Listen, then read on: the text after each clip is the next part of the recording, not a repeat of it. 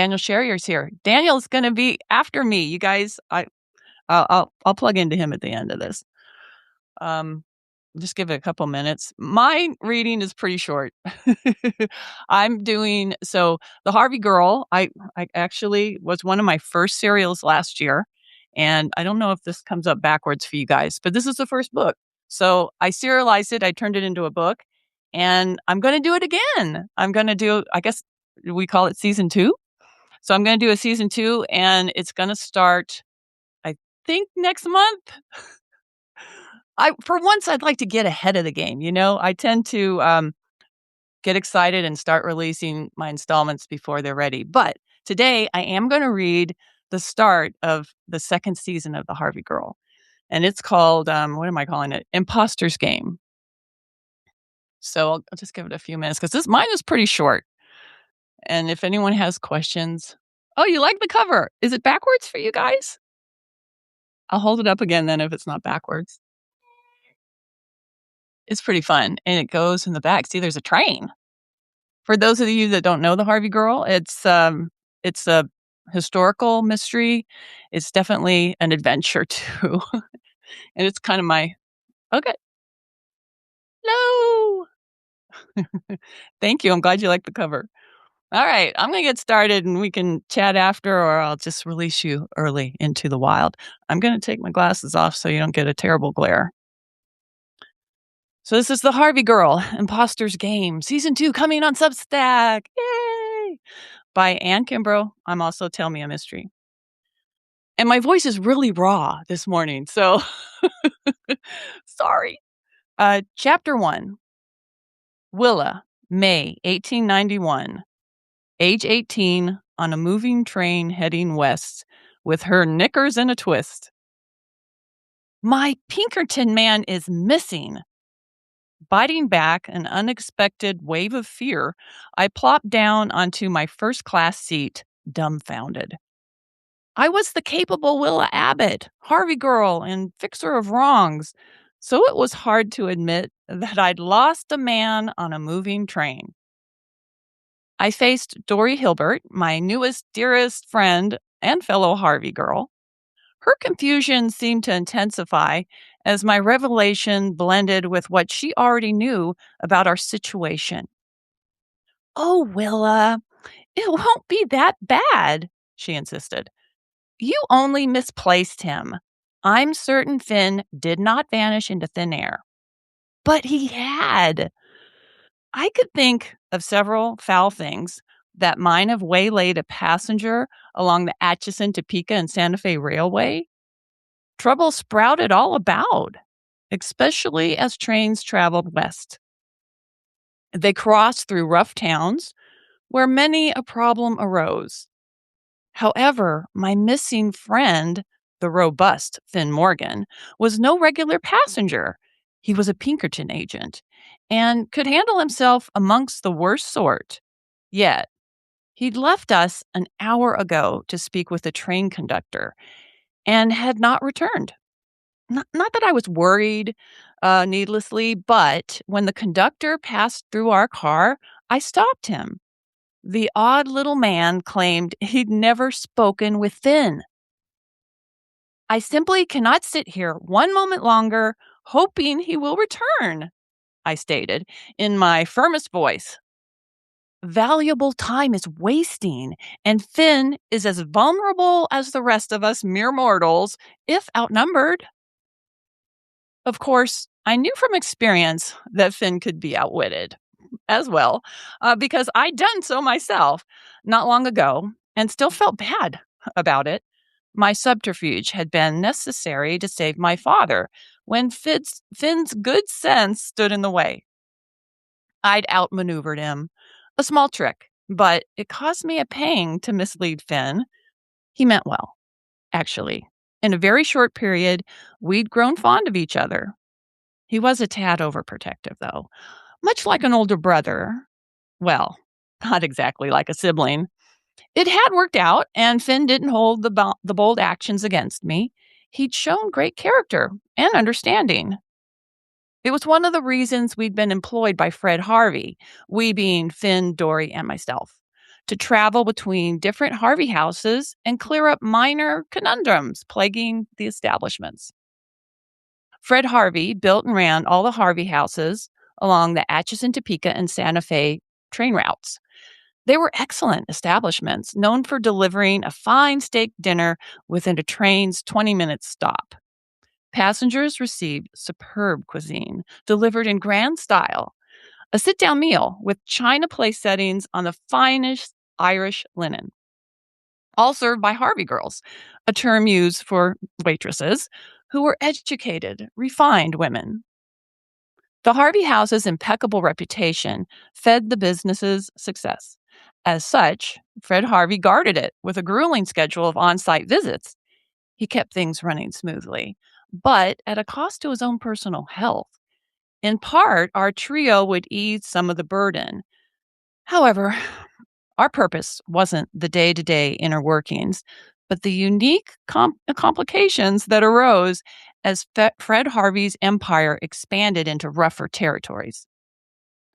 We'd been employed to restore order in some of the newer stops where polite society had not taken hold. I was honored to do my part in ensuring each Harvey house thrived. My enthusiasm bordered on unladylike behavior, I do admit. But be that as it may, one had to take pride in a job well done.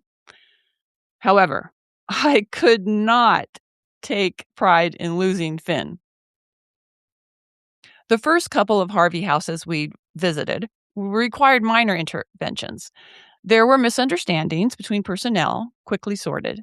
One of us, probably the utterly upbeat Dory, voiced how easily it had been to instill the Fred Harvey way. All changed, alas, at the last stop. We stumbled into a mystery. The La Junta Harvey House's chef had earned notice, bringing added acclaim to the Colorado train stop. Anyone who was anyone stopped for a meal. The chef, Julien Allard, was a true gem. The success spurred plans to expand, and then the chef had gone missing, possibly shanghaied. We couldn't be sure whether he'd been kidnapped, with only innuendo and staff complaints. The facts were few, but Finn had heard reports. San Francisco was a known port for such shenanigans. We were still a distance from the coastal city, so it seemed unlikely. I indeed found it hard to believe, and hoped we'd learn more at the next stop along the line, Raton, New Mexico. We were tracking a shadowy suspect, maybe more than one. However, if kidnapping were the root of foul play, I feared for Finn. His disappearance leaned toward the ominous, as if trouble had found us before we found it. He's on the train somewhere, I insisted, yet tried to remain positive.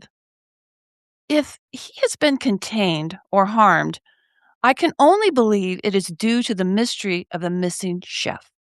We asked enough probing questions in La Junta that it might have alerted the wrong element. Oh, we should wait here, Dory insisted. Finn would never leave you for long.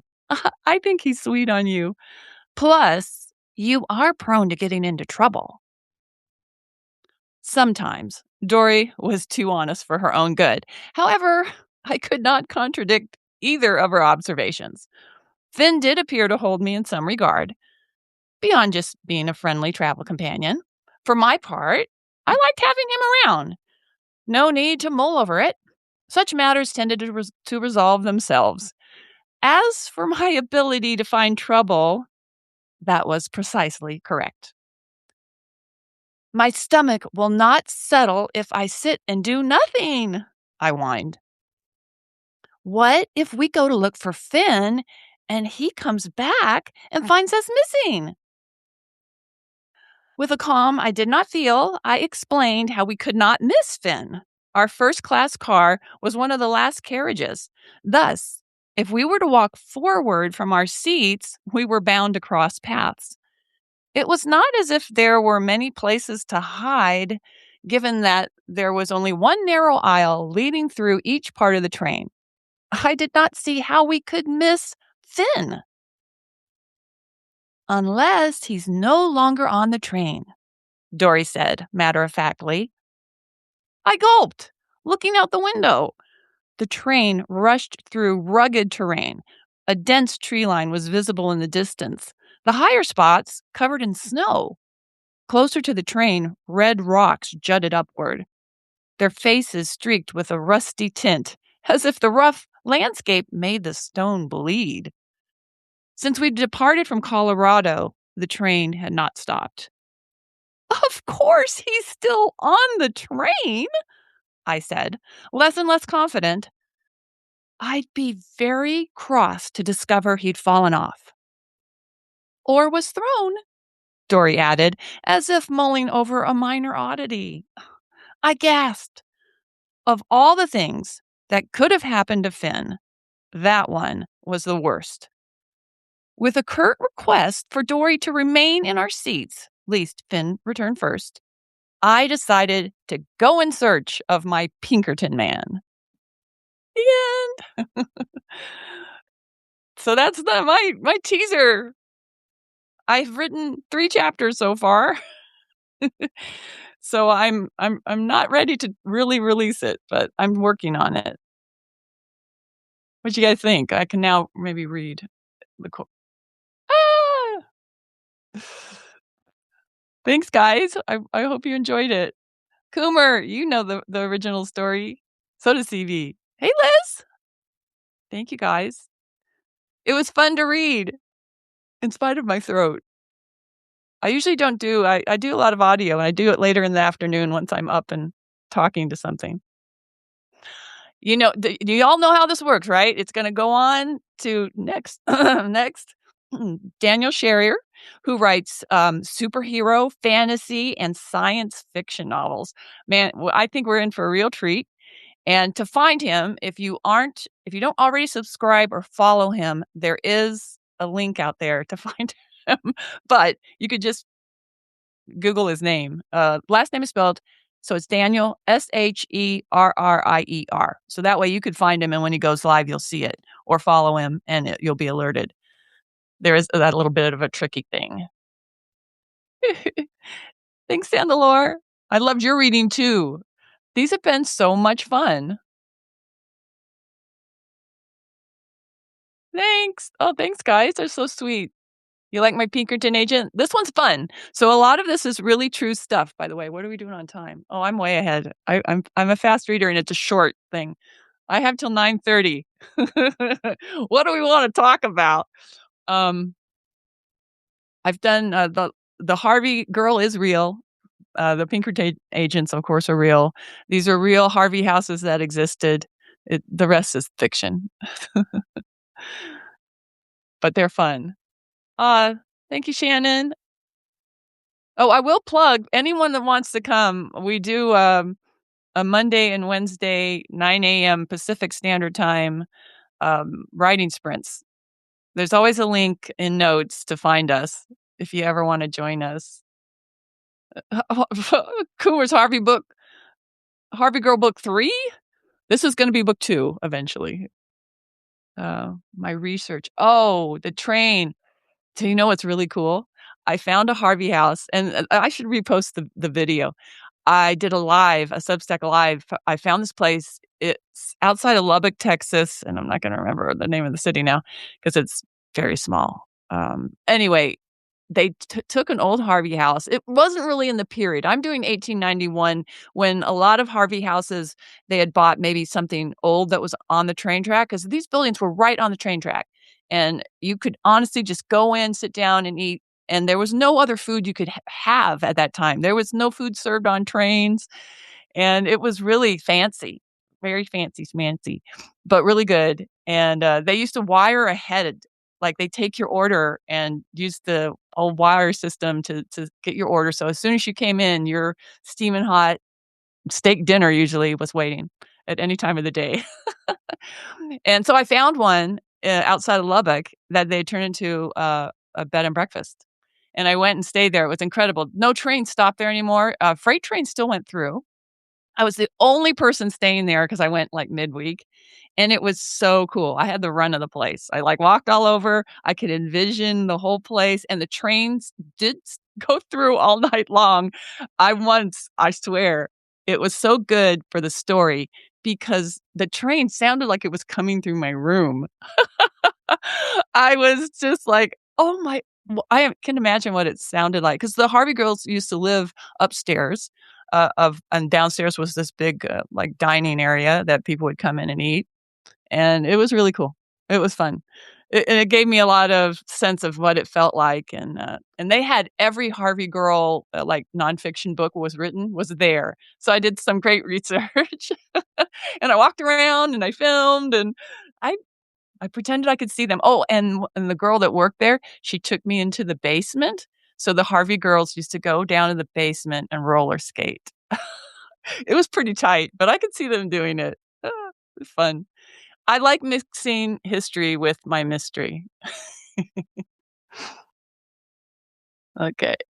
Let's see, I'll read. What questions? Oh, I wish we could talk. So, if you do come ever to the Monday morning, and Wednesday morning sprints, we get to talk to each other. I'm, like, spoiled.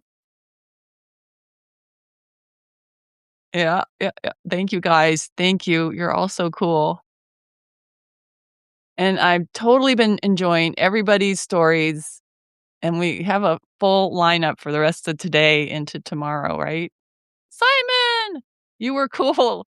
Oh, so great for you starting out. Now, I'm not gonna say that I woke up at 7:30 and realized that my noon starting time was actually 9 my time, because I knew that going in, and I'm not gonna say that that's what happened at 7:30 this morning my time, but it might have. But I tuned in to see Simon, and I was like, "Oh my, noon isn't noon. It's 9:30, or it's 9." Yeah, I will deny that if anyone ever asks me if that happened. Okay, we're getting close. I'll give you a bit of a break, you guys. It can go out in the world until the next person. Well, Daniel Sherrier. I totally asked him about his name like 3 times to say it right. So it's right, Sherrier. Find him. I'm gonna give you time to go find him because that to me was the hardest part is I'm not there is a link, and I don't know if I have it.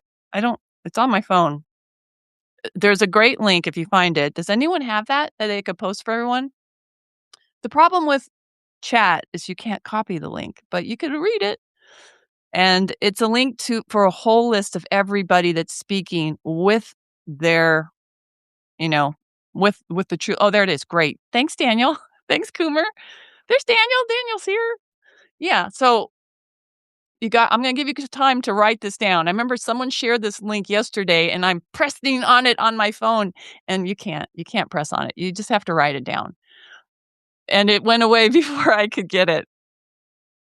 Anyway, if you write this down, it's a great list and it has all the links to go right to someone. So when their time is, go there, click the link on this in the notes, in the chat notes, and then you'll go right to them, even if you haven't followed them or subscribed. Because otherwise, they're not, you can't find them. They don't pop up if you don't either follow them or subscribe to them.